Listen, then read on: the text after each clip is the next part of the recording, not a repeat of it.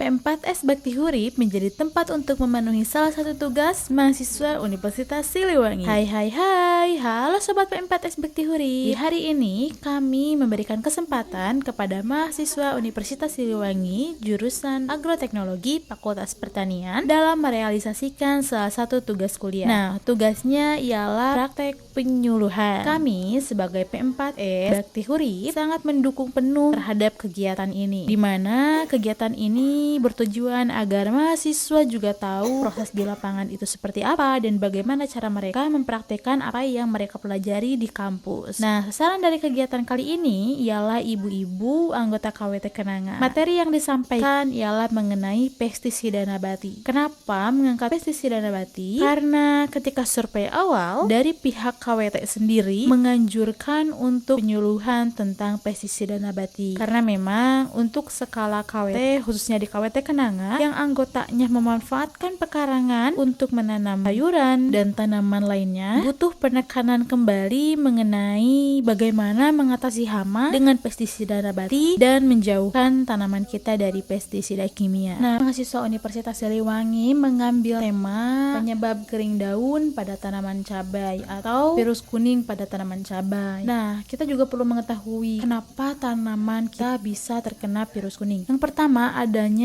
hama kutu kebul, di mana hama kutu kebul ini jelas merusak tanaman kita. Biasanya kutu kebul ini ada di bawah daun cabai ini, gitu teman-teman. Jadi itu mengakibatkan daunnya itu menjadi kering, kuning, dan seperti menggulung, gitu. Nah, selain itu ada juga penyebabnya ialah kelebihan nitrogen, di mana biasanya jika tidak terkena hama bisa juga karena kita menggunakan pupuk yang mengandung nilai N terlalu tinggi. Nah, setelah ada penyebabnya, maka sebaiknya ada pencegahan sebelum terjadi. Nah, biasanya pencegahannya itu ialah dengan dilakukannya pemupukan secara intensif dan juga menggunakan pupuk organik. Karena tadi berawal dari pupuk juga bisa mengakibatkan terserangnya tanaman kita. Maka dari itu, kita juga harus menggunakan pupuk organik, di mana dalam pupuk organik cair atau pupuk organik yang padat mengandung zat mikro ataupun makro yang memang dibutuhkan oleh tanaman. Nah, kita sudah tahu pencegahannya, ada juga pengendaliannya, di mana kita melakukan sanitasi kebun, terus memusnahkan tanaman yang sudah terserang. Seandainya kita menggunakan polybag, kita ada sistem rotasi tanaman, dan salah satu manfaat dari rotasi tanaman itu adalah menjauhkan tanaman kita yang sudah terkena hama agar tanaman yang sampingnya tidak terkena. Jadi diambil aja polybagnya dan kita bereskan kembali. Itu adalah salah satu keuntungan melakukan rotasi tanaman agar tanaman kita juga tidak terserang semuanya. Kalau misalnya ada yang sudah terserang, ambil dan sisihkan, gitu. Selanjutnya kita masuk ke dalam pestisida nabati, dimana kalau misalnya sudah terlanjur tanaman kita terkena, kita gunakan pestisida nabati. Karena untuk skala rumah tangga kita lebih baik menggunakan pestisida nabati. Nah, di sini kita menggunakan daun mimba, daun sirsak, cabai merah, air, dan sabun. Dimana daun mimba mengandung zat azadirachtin. Dah, itulah pokoknya ya yang bersifat insektisida atau fungisida. Dan daun itu bisa diganti dengan daun-daun yang lain yang kandungan senyawa aktifnya itu sama dengan daun mimba. Selanjutnya juga ada daun sirsak. Setelah itu juga ada cabai merah yang berfungsi sebagai insektisida. Nah,